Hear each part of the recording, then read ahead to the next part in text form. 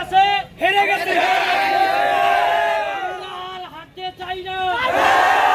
রক্ত যখন দিয়েছি সাইদ ভাইয়ের রক্তকে বিদেশ যেতে দেবো না, রক্তকে বিদেশ যেতে দেবো না।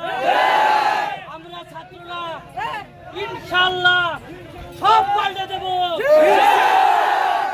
স্বৈরাচার এরশাদকে হটিয়েছি ইনশাআল্লাহ। এরকম যদি কোনো আমাদের এই কোঠা যদি বাতিল না করা হয়,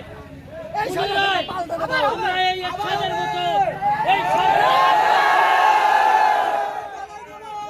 আপনারা যেভাবে আছেন খুব সুন্দরভাবে আমরা এই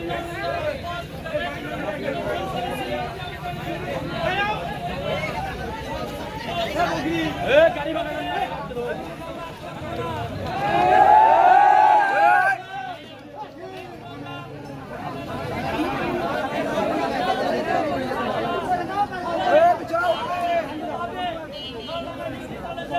অবস্থান করবেন। এর সাথে আরো বলতে চাই, আমাদের প্রশাসনের ভাইরা আছে, সবাই তো কোথায় চাকরি করেন না, সবাই কোথায় চাকরি করেন না।